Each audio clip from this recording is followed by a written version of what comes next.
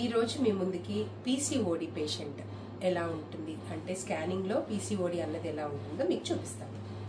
So వీళ్ళు మన దగ్గరికి ప్రెగ్నెన్సీ ఇన్ఫర్టిలిటీ కోసం వచ్చారు. అందులో ఎవాల్యుయేషన్ లో భాగంగా స్కానింగ్ చేశాము. స్కానింగ్ లో ఇది న్యూట్రస్ అన్నది బాగుంది, వాల్యూమ్ వైజ్ కానీ ఎండోమెట్రియం కానీ బాగుంది. సో ఇప్పుడు మనం ఓవరీస్ ఎక్స్పోజ్ చేస్తున్నాం. ఓవరీస్ అంటే 2 ఓవరీస్ ఉంటాయి గర్భాశయానికి, అటుపక్కన ఇటుపక్కన, కుడివైపు ఎడమవైపు. సో ఇందులో చిన్న చిన్నగా సర్కిల్స్ లాగా, బ్లాక్ సర్కిల్స్ లాగా కనిపిస్తున్నాయి కదా, ఇవన్నీ వాటర్ బబుల్స్ అంటే పీసీఓడి అంటాము.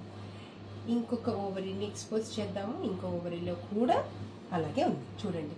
ఇవన్నీ ఈ సర్కిల్స్ మోర్ దెన్ 20 అలా ఉన్నట్టయితే పీసీఓడి ప్యాటర్న్ అంటాము. సో ఇలాంటి వారికి ఈ పీసీఓడి అన్నది ఒక డిసీజ్ ఏం కాదు, కేవలం హార్మోనల్ ఇంబ్యాలెన్స్.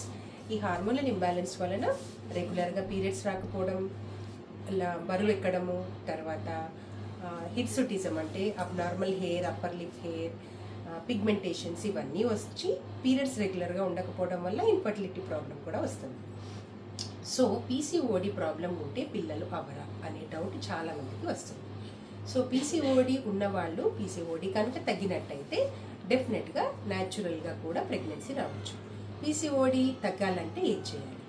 సో ఎక్సర్సైజ్ అన్నది చాలా important. So regular exercise 90% work చేస్తుంది, మెడికేషన్ ఓన్లీ 10% వర్క్ చేస్తుంది.